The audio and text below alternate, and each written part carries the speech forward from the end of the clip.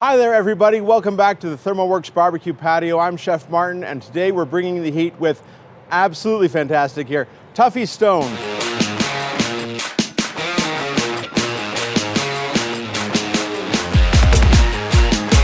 Six-time world barbecue champ, barbecue Hall of Famer, author of Cool Smoke. He's fantastic, and he's cooking some hanger steaks for us today. And Tuffy, I couldn't be more excited about my breakfast today. I know, it's smelling pretty good right now. Yeah. What's the deal? What are we doing? How are we going to do this? So, just did a my play on steak frite. I've got hanger steak here, so we've trimmed it. It hadn't been seasoned yet. We've got some steak fries, and we're going to fry them twice. So the first time we fried them at 325 degrees Fahrenheit. We put them on a paper towel to cool. Now we're going to raise our temperature up on our oil, and we're going to fry the second fry at 400 degrees. So the first fry got it to tender. Second fry is going to crisp it up. Crisp that up, yeah. Love that. So we got a steak rub that's out of my cookbook.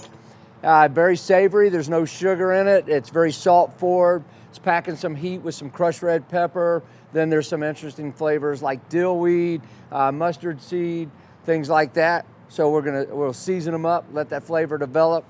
We've got our charcoal going for our kettle, so we're gonna get that up hot.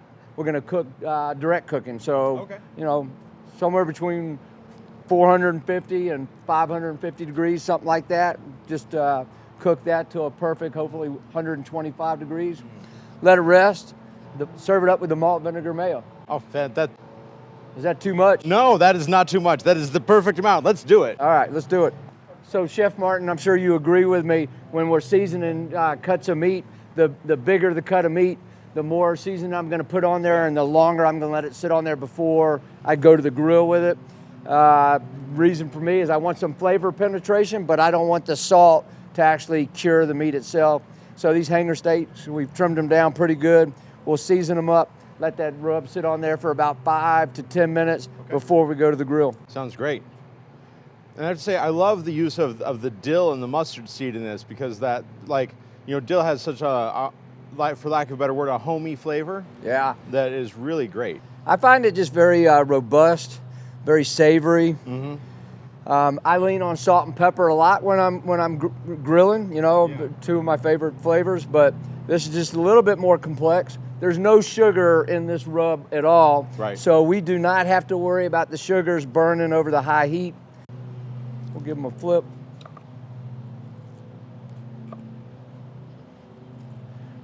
Meanwhile, we started off our grill with charcoal chimney. Yeah. We've got that getting hot now.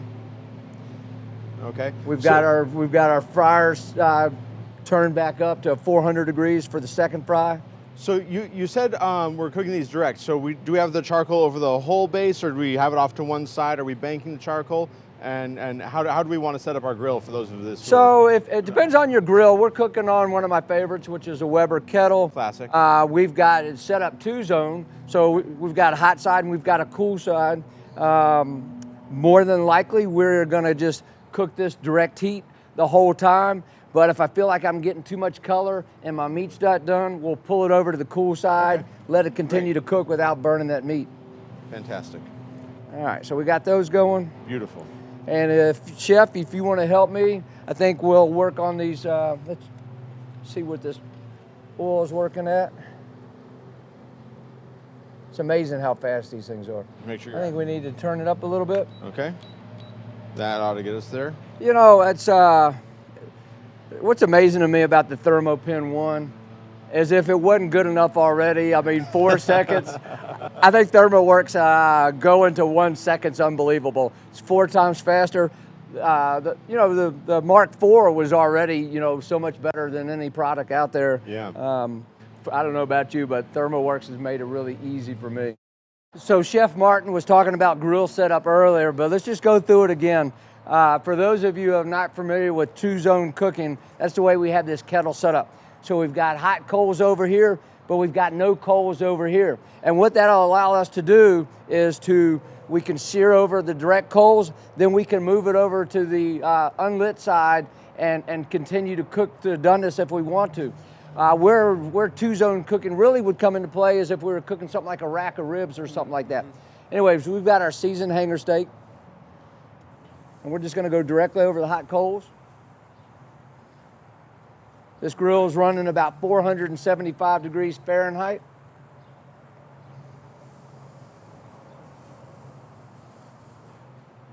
You know, I love that as soon as it hits the grill, you can start to smell that seasoning and that little bit of that beef. Getting a little bit of that Maillard reaction, the browning of the meat.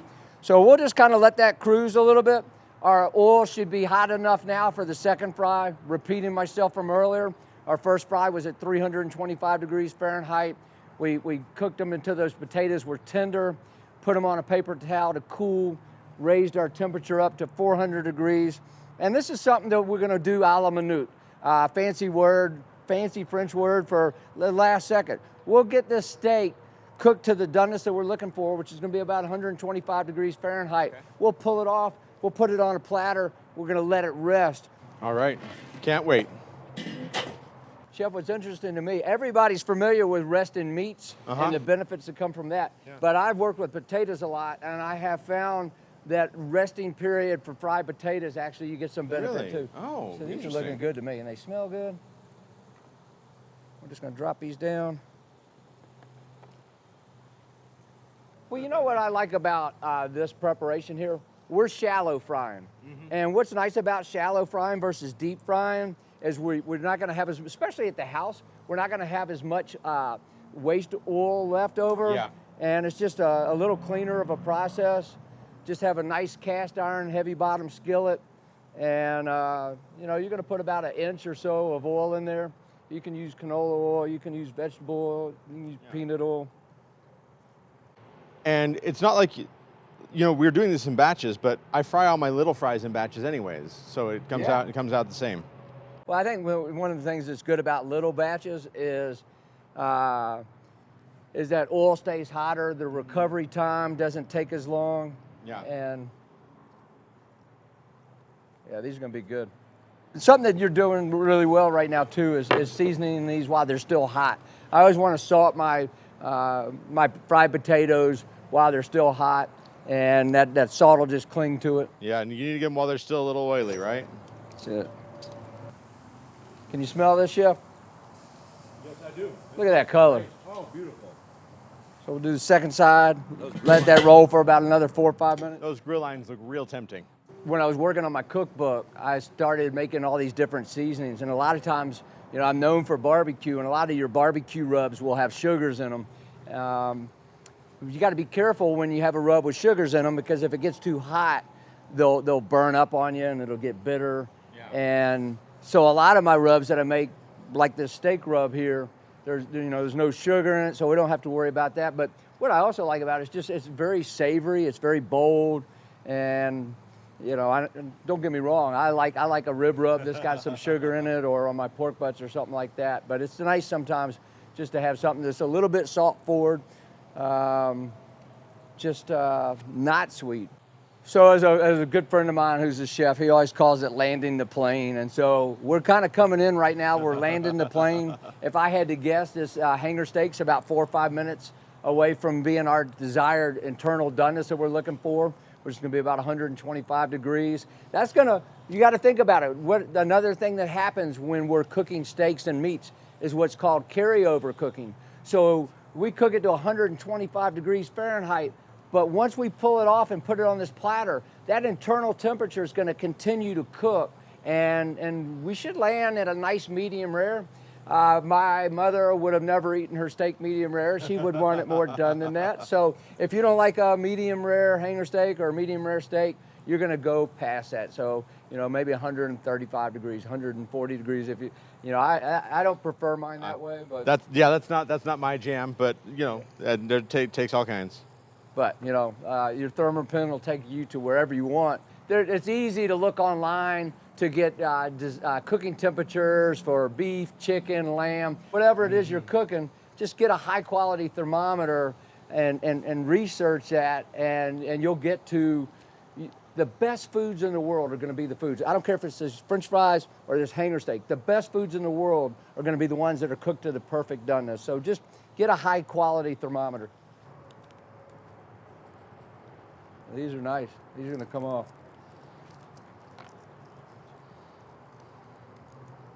Three of them are nice.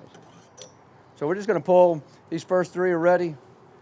And we're just gonna put them over here on this cutting board, let them rest. Excellent. We got our fries coming in. Putting in the last batch right now. The joke's gotten so old. I talk about smell-o-vision all the time, but really, just trust us. It smells pretty good right now. But you can see from the color of the meat, we got some nice caramelization, some nice browning. That really helps with the flavor. We've got our steak seasoning that went on there. We've got our steak fries with just some smoked salt. You can actually, if you wanted to, if you really like the steak rub, you could put that on the fries as well. But I'm going to put some of that on some of these. Okay. Just All right, a couple chef. last ones. I want to try that. So how long do you rest a steak this size usually? You know, like a brisket needs like a long rest. But how long do you like to rest something about this size? So the bigger the cut, the longer the rest. The smaller the cut, the shorter the rest. If we were to think about just a simple bell graph, and as the meat rests, it improves in quality, and then it starts to top off and it starts to drop back down. You know, and also it's the ambient temperature. So, you know, we're in the shade here. It's not too hot today. I'm going to say we just need about, 7 minutes, something like that on that. Great. Enough time to finish some fries. Just a little helpful hint if you're cooking at home and you're cooking for a lot of people and your fries are done but your steak's not done, we can just take these and hold them in a warm oven so that they're still hot when we're going to eat them. Yeah. All right. Great idea. It's lovely. There we go. I cannot wait to get my teeth into these. I'll tell you what. All right, chef, let's eat. All right. This meat is so tender that it looks like it's jiggling almost. Yeah. Which is just lovely. If you've never had a hanger steak before, you should really check them out. They can be a little hard to get a hold of. They don't have rows and rows of them at the grocery store. Seek out a good butcher, find a good meat supplier, get yourself a hanger steak. They're just lovely pieces of meat. I'm ready. I'm gonna try the steak here. Oh, it's so tender. Oh, I like that. Great chew. Look at the color. Yeah. So It's beautiful red. It's not overdone. It's not underdone. It's got that tenderness. I mean, the chew's great. Yeah. I already talked about it. The best foods in the world are the ones that have the best texture, the best chew. Crispy fries, tender steak. We used the Thermapen for the oil. We used it for the doneness on the meat. I cooked some briskets yesterday. Yeah, and they were good. Yeah, but we did that. We used the billow. I felt like I was cheating a little bit. I mean, technology is getting so good where you can now you can get products that'll control the temperature of the fire for you. Yeah, absolutely. We won't need pit masters after a while. Oh, we'll always need pit masters. Well, thank you so much for showing us this method, Chef, showing thank us this rub. I really appreciate you taking the time to be with us today. It's been a pleasure. Well, Martin, it was a pleasure cooking with you, and I look forward to the next time, and thanks for having me. I look forward to it too. Until next time, thank you so much for watching. If you like what you've seen here, please consider subscribing. Until then, from ThermoWorks, happy cooking.